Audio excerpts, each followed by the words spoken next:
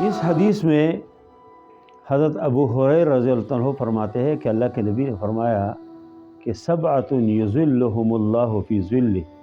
یوم لا ظل الا ظلہ۔ قیامت کے دن وہ جو بہت سخت دن ہے، مکمل گرمی ہو، بہت سخت گرمی ہے، اس دن اللہ کے سائے میں، عرش کے سائے میں، اللہ کی رحمت کے سائے میں 7 قسم کے لوگ ہیں، وہ اس سائے میں رہیں گے، جس دن کوئی سائے نہیں ہوگا اللہ کی اس رحمت کے سائے کے علاوہ۔ اور اس میں فرمایا کہ امام عادل، ایک تو منصف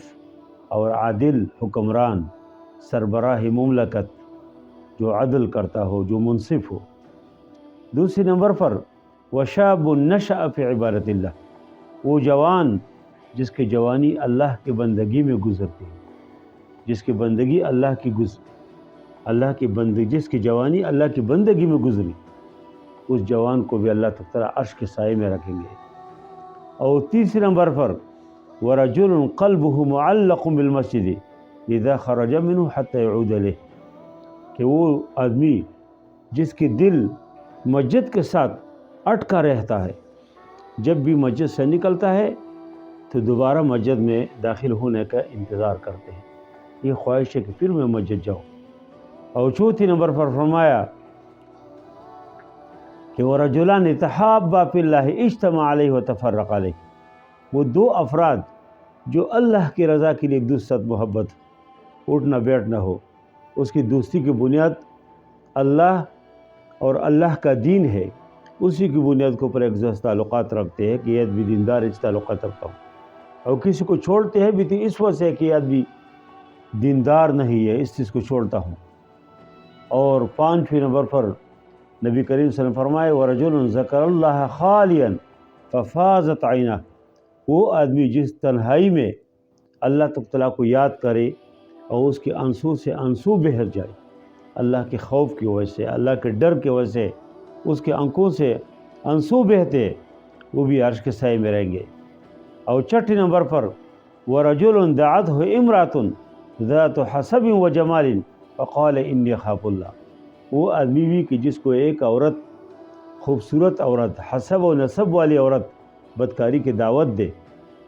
اور کوئی رکاوٹ نہ ہو، صرف اللہ کی رضا کے لیے، اللہ کے خوف اور اللہ کے ڈر کی وجہ سے وہ بدکاری نہ کرے، تو اس کے لیے بھی یہ بھی عرش کے سائے میں رہیں گے۔ اور 7ویں نمبر پر نبی کریم صلی اللہ علیہ وسلم فرمائے کہ وَرْجُلٌ تَصَدَّقَ بِصَدَقَةٍ فَأَخْفَاهَا حَتَّى لَا تَعْلَمُ شِمَالُهُ مَا تُنْفِقُ يَمِينُهُ، کہ ایک آدمی اللہ کی رضا کے لیے اللہ کے راستے میں خرچ کرتے، صدقہ کرتے، اور اتنے خفیہ کرتے کہ دائیں ہاتھ سے دے اور بائیں کو پتہ نہ چلے، یعنی خفیہ، ریاکاری کوئی نہیں ہے، کوئی نام و نشان اس میں نہیں ہے، صرف اللہ کی رضا کے لیے وہ صدقہ کرتے۔ یہ 7 قسم کے لوگ ہیں جو عرش کے سائے میں رہیں گے۔ دیکھو، عادل حکمران سے مراد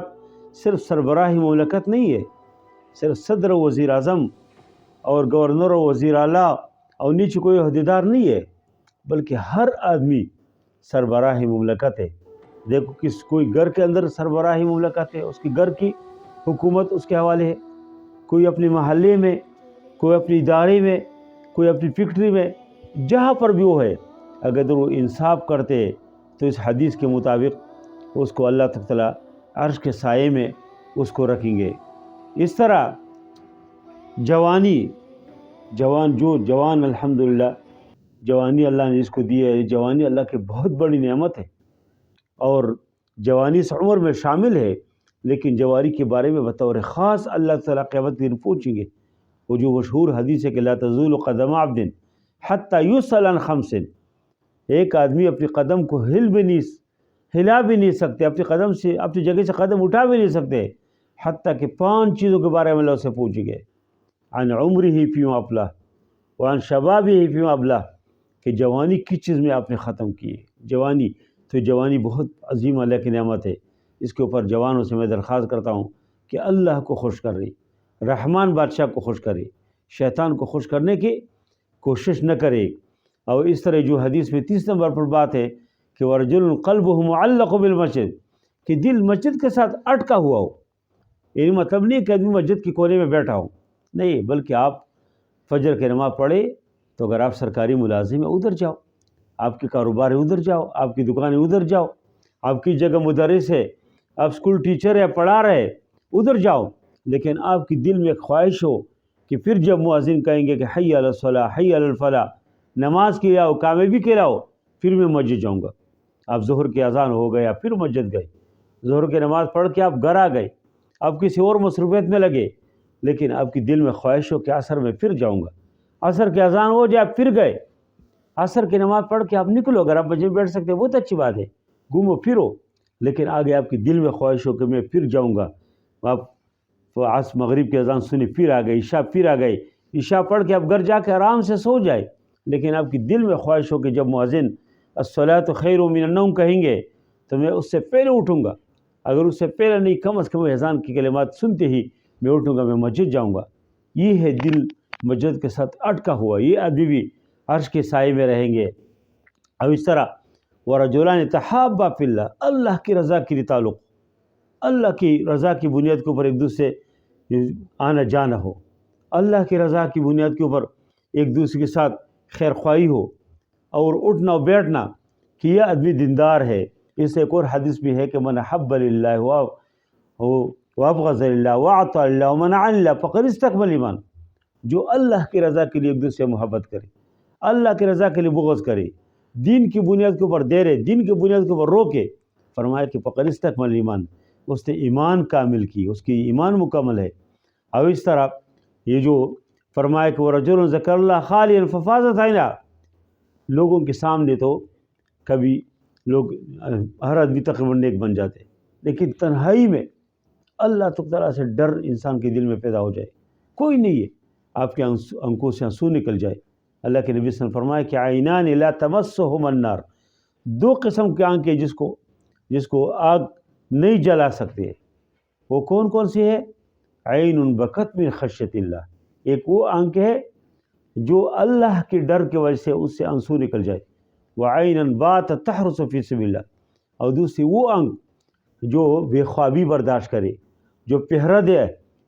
دین کے راستے میں، کسی اسلامی ملک کے سرحد کی حفاظت کرتے ہیں، جس طرح افواج ہوتے ہیں دین کی حفاظت کے لوگ مختلف جگہوں میں